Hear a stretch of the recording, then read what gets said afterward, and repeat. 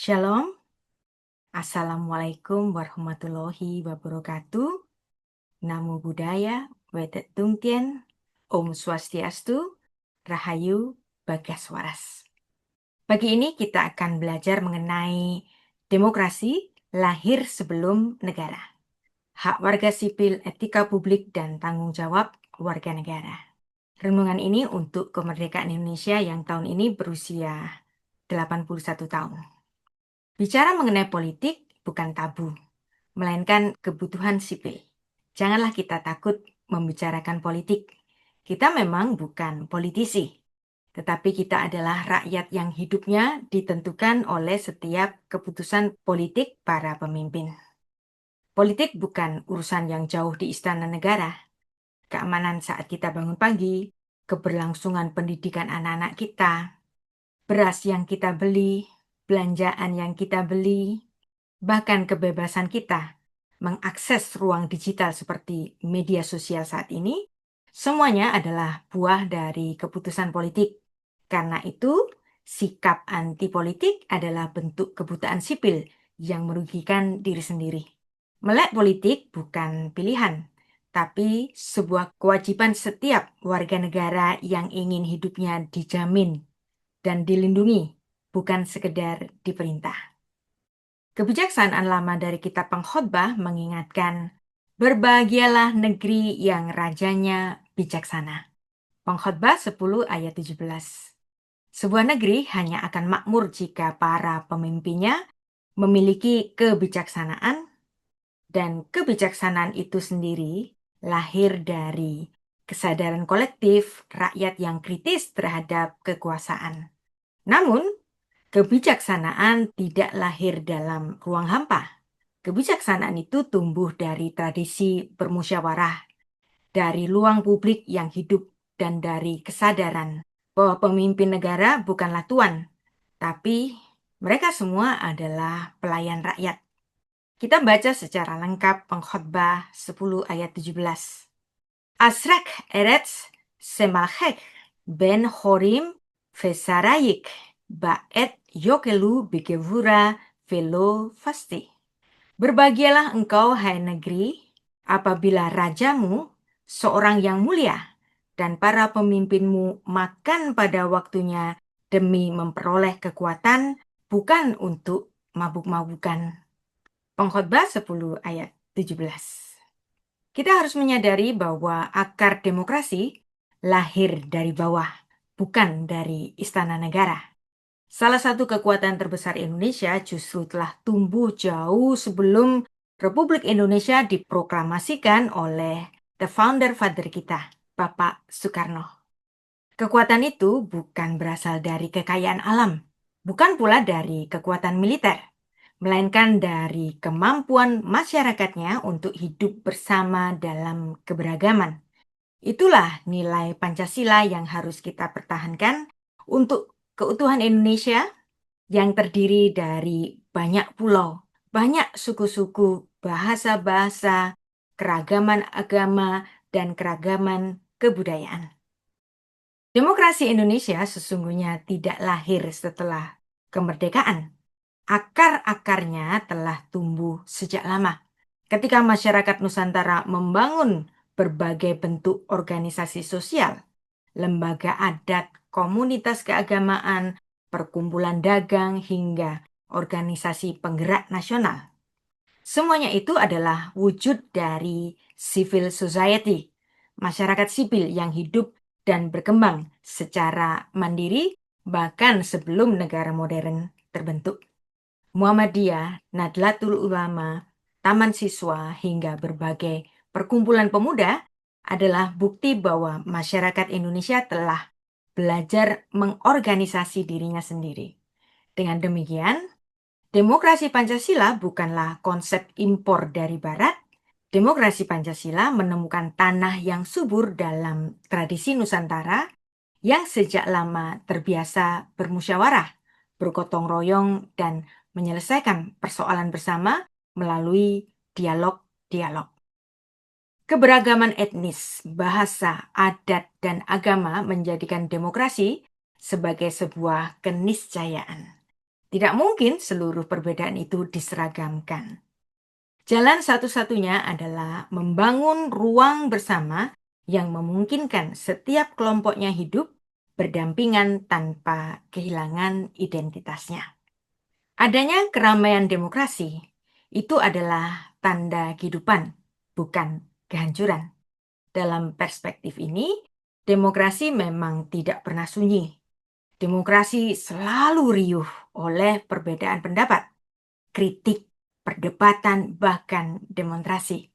Keramaian itu bukan tanda kegagalan negara, tapi bukti bahwa masyarakat masih memiliki ruang untuk menyampaikan aspirasi. Sebaliknya, masyarakat yang tampaknya tenang belum tentu masyarakat itu sehat. Ketenangan yang lahir dari rasa takut justru menjadi pertanda bahwa kebebasan sedang menyempit.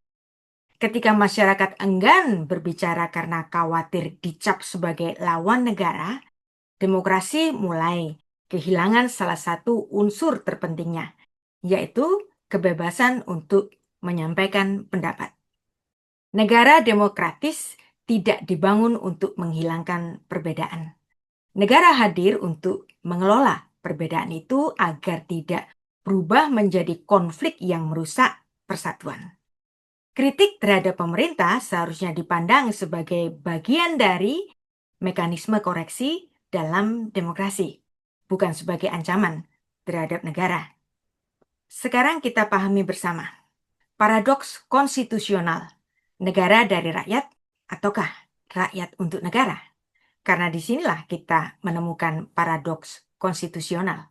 Negara yang dibentuk oleh rakyat untuk melayani rakyat, namun dalam praktiknya tidak jarang justru negara menempatkan dirinya di atas rakyat. Kritik dianggap sebagai bentuk permusuhan, sementara loyalitas sering diukur dari kesediaan untuk diam. Padahal negara bukanlah tujuan akhir. Negara hanyalah instrumen yang dibentuk oleh rakyat untuk mencapai cita-cita bersama. Maka kedaulatan tetap berada di tangan rakyat sebagaimana ditegaskan di dalam konstitusi. Ketika rakyat menyampaikan kritik terhadap penyelenggara pemerintahan, mereka sesungguhnya sedang menjalankan hak konstitusionalnya, bukan melakukan tindakan yang bertentangan kepada negara. Membandingkan pengalaman Indonesia dengan fenomena Arab Spring, kita belajar bahwa gelombang perubahan di sejumlah negara Timur Tengah tidak selalu menghasilkan demokrasi yang stabil, terutama karena lemahnya fondasi masyarakat sipil. Ketika rezim runtuh, institusi sosial yang mampu menopang kehidupan demokratis belum cukup kuat untuk mengambil alih peran itu. Indonesia memiliki pengalaman yang berbeda. Sebelum negara berdiri, masyarakat sipil telah tumbuh subur. Maka modal sosial inilah yang menjadi fondasi penting demokrasi Indonesia. Negara tidak muncul dari ruang kosong, melainkan tumbuh di atas masyarakat yang telah memiliki pengalaman panjang dalam membangun solidaritas dan kerjasama. Indonesia, negara yang kaya raya. Tapi Indonesia ini seolah-olah seperti pengemis dengan bokor emas. Indonesia yang dianugerahi kekayaan alam yang luar biasa, mineral yang berharga, lahan subur, hasil laut yang melimpah, dan sumber daya energi yang melimpah. Namun anugerah tidak berpihak kepada rakyat. Pengelolaan yang buruk dan tata kelola yang timpang membuat kekayaan Indonesia hanya dinikmati oleh segelintir elite di sekitar kekuasaan. Hutan digunduli, dikeruk tambangnya, hutan dirusak, dijadikan ladang tanaman homogen, kelapa sawit, tidak peduli, itu semua akan membunuh banyak habitat satwa. Sementara itu, rakyat dibebani pajak yang mencekik, dan sektor perpajakan ini kini menyumbang lebih dari 82% pendapatan negara di dalam APBN. Angka yang fantastik, tapi ironis. Pertanyaannya, di mana hasil tambang? Di mana hasil kelapa sawit? dan komoditas lainnya yang mengalir. Mengapa justru utang negara yang terus-menerus bertambah? Keganjilan ini pernah diabadikan dalam sebuah anekdot tajam dari koran The Straits Times. Indonesia adalah pengemis dengan bokor emas. The beggar with the golden bowl. Sebuah negeri yang duduk di atas kekayaan melimpah, tapi memilih meminta-minta karena kelambanan dan salah urus. Ini bukan sekedar kebijakan yang keliru, tapi cermin kegagalan kepemimpinan yang berlangsung lama dan yang terasa paling berat adalah dalam 12 tahun terakhir ini. Indonesia dipimpin oleh pemimpin-pemimpin yang lalim, kekayaan alam Indonesia yang seharusnya menjadi kemakmuran bersama, justru menjadi saksi bisu dari ketimpangan dan ketidakadilan yang terus menggerus rakyat dan menggagahi hukum yang telah ada. Dan pemerintah Indonesia lupa bahwa etika adalah jantung demokrasi yang terlupakan.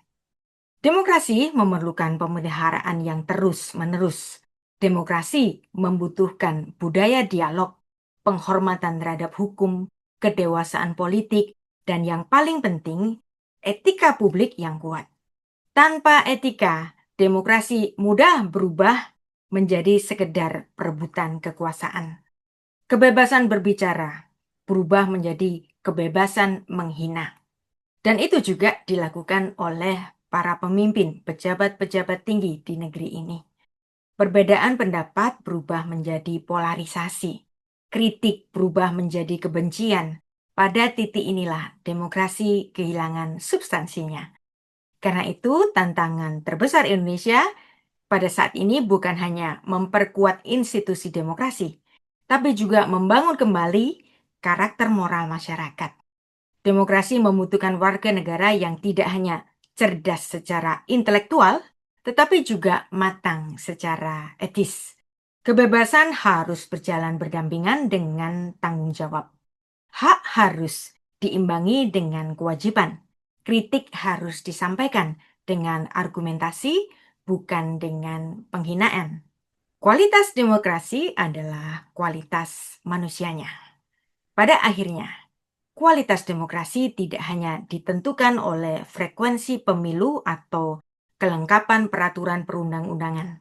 Demokrasi ditentukan oleh kualitas manusianya, rasa hormat ketika masyarakat memiliki integritas, rasa hormat terhadap sesama, dan kesediaan untuk mendengar pandangan yang berbeda. Demokrasi akan bertumbuh menjadi sistem yang menghadirkan keadilan dan kesejahteraan. Sebaliknya, ketika etika mulai ditinggalkan, demokrasi hanya akan menjadi arena pertarungan kepentingan yang kehilangan orientasi pada kebaikan bersama. Maka membaca ulang Indonesia bukan sekedar nostalgia terhadap masa lalu. Cara ini adalah upaya yang sadar untuk menjadikan etika sebagai fondasi, bukan sekedar hiasan dalam setiap langkah kehidupan berbangsa dan bernegara.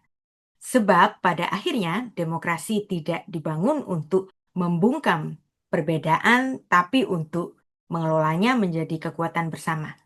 Dan kekuatan itu hanya akan kokoh jika dibangun di atas fondasi etika yang saling menghormati satu sama lain, dan etika ini jangan digoyahkan.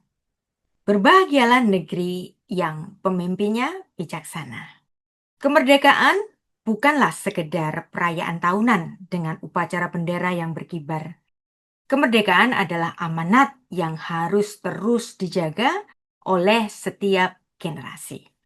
Alkitab mengingatkan kita melalui Pengkhotbah 10 ayat 17, berbahagialah negeri yang rajanya bijaksana.